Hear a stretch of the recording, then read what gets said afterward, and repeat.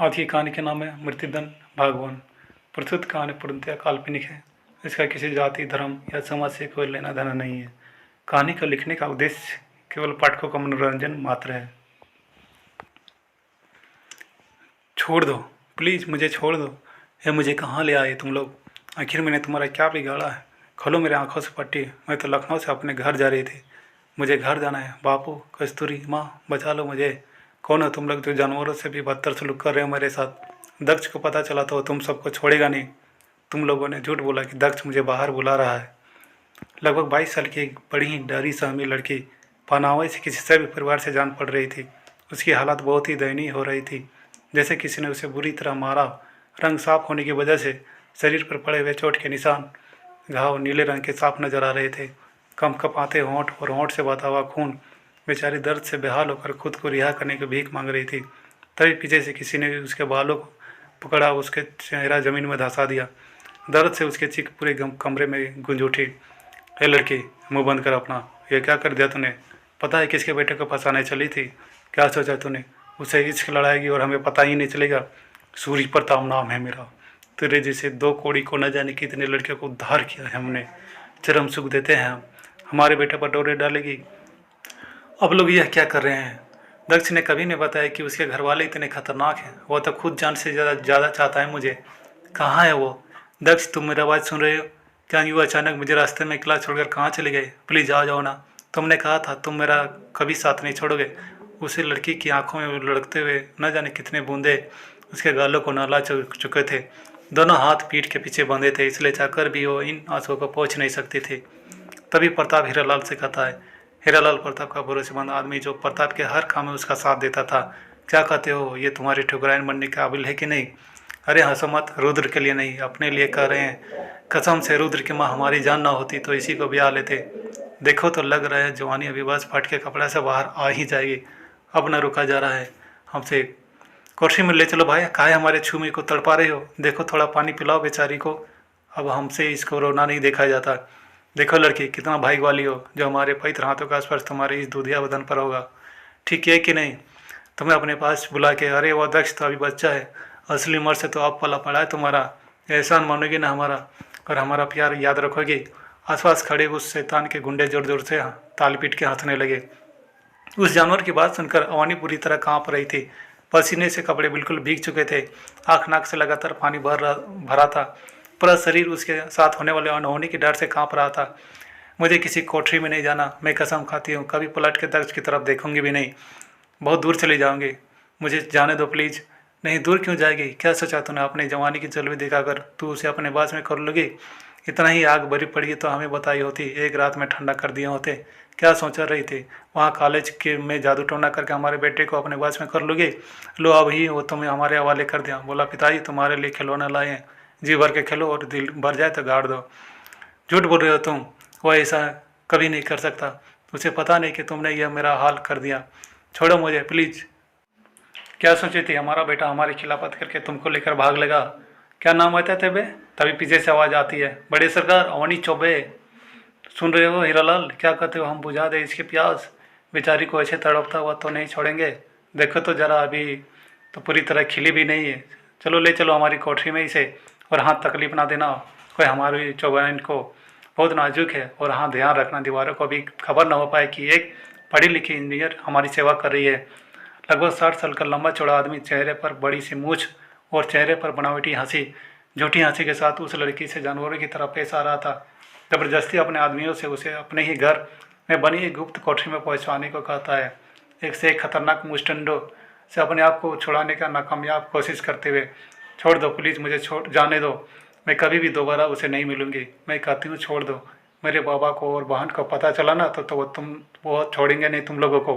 मुझे नहीं पता था कि जल्लाद का बेटा है। कहाँ हो तुम? दक्ष मुझे इन जानवरों के बीच छोड़कर कहाँ चले गए? देखो ये तुम्हारी ओनी के साथ क्या करने वाले। तुम तो कहते थे तुम मेरा साथ कभी नहीं छोड़ोगे। तभी फिर से तेज आवाज आई, सुना नहीं दिया तुम लोगों को? इसका प्रवचन सुनने बैठे हो? ले चलो उसे कोठरी में जहाँ हम ऐसी मनमाने लड़कों का इलाज होता है। देखो चिल्लाओ ना, प्यार से चली चलो। खबर मिली तुम्हारी बहन तुम्हारे लिए बहुत परेशान है। पहले तुमको समझा ले, फिर जल्दी उसका भी इंतजाम करते हैं। ले चलो उसे। हम बस मंदिर में धूप बत्ती करने के बाद अपनी ठकुराइन का हाल पता करके अभी आते हैं। ओ हरिया, जी मालिक हुक्म करे, मैडम के मुंह में कपड़ा वापस बांध दो, तसल्ली नहीं मिल रही है इन्हें, हम आते हैं अभी। और हाँ, कोई भी हमारे सिवाय कोई हाथ नहीं लगाएगा। मालिक हीरालाल प्रताप को आवाज़ लगाता है। प्रताप बड़ी धीमे स्वर में हीरालाल से कहता है, इन लोगों के सामने हमसे कोई सवाल न करो हीरा, तुम्हें तो पता ही है इन आदमियों में उसके भेजे हुए भेड़िए भी है। तुम बस इस लड़की का ख्याल रखना, कोई तकलीफ ना होने पाई इसे। अपनी इस व्यवहार के लिए हम अपने भगवान से नज़र नहीं मिला पाएंगे, लेकिन क्या करें, मजबूर है। आखिर कौन थी ये लड़की जिस जिस बेचारी की चीख किसी के कानों तक नहीं पड़ रही थी, तो चाहकर भी इन शैतानों से खुद को बचा पाने में नाकामयाब हो चुकी थी। और प्रताप किस आदमी की बात कर रहा था, कौन है जिसकी वजह से वो ये सब करने पर मजबूर था, आइए जानते हैं। बात लगभग 2 महीने पहले की है। प्रयागराज नगरी, जिसे देव प्रयाग के नाम से भी जाना जाता है, लोगों की मान्यता है कि यह स्थान इतना पवित्र है कि देवता गण स्वयं यहाँ आकर निवास करते हैं। लेकिन दानव भी तो समय समय पर अपना रंग दिखाने के लिए इस धरती पर जन्म ले ही लेते हैं। प्रयाग से लगभग 4 किलोमीटर दूर बसा एक छोटा सा गांव भवानीगढ़, यही तो वो रहती है वो। अरे हाँ, सही पकड़े है, वही जो हमारी इस कहानी के नायिका है। हाँ, मैं कस्तूरी। न जाने क्या सोच के हम नाम रख दिए हैं इनके माँ बापू ने। हम तो जी कस्तूरी के बारे में पढ़े हैं, वो तो बड़ा ही सुगंधित पदार्थ है। लेकिन हमारी नायिका कस्तूरी का जन्म न जाने कौन नक्षत्र में हुआ है।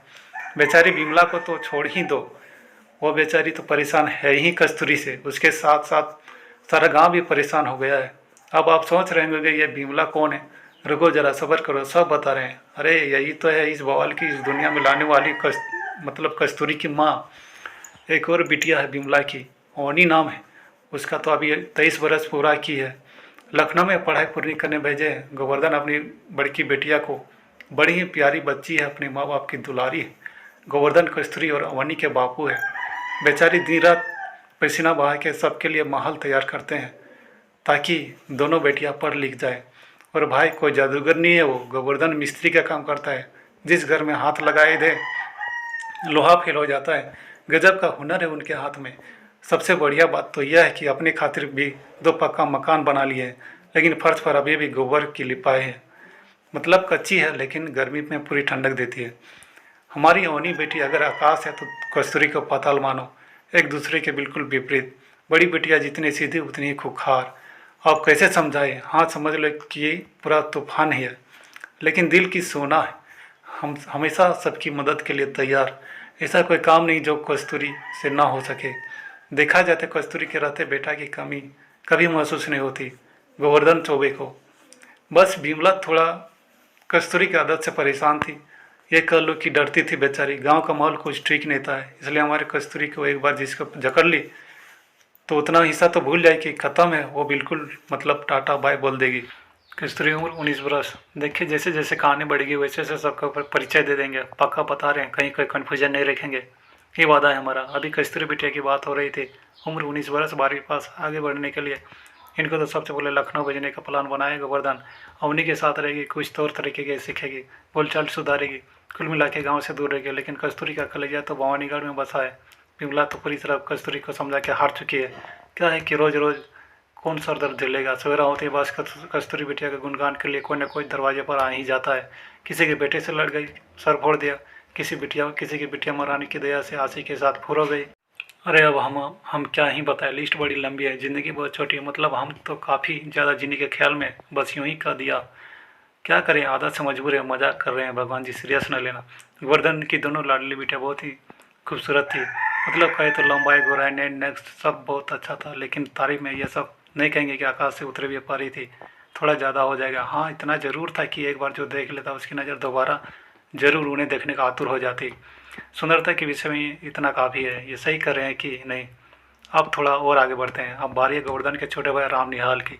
इसी गांव में उनका भी बसेरा है, शादी ब्याह हो चुका है। धर्मपत्नी का नाम है शालिनी, लेकिन उनमें शालीनता की थोड़ी कमी हो गई है। कहे तो जेठानी जितनी सीधी, देवरानी उतनी ही बकलोल, मुँह से आग के गोले गिराने की कला में निपुण।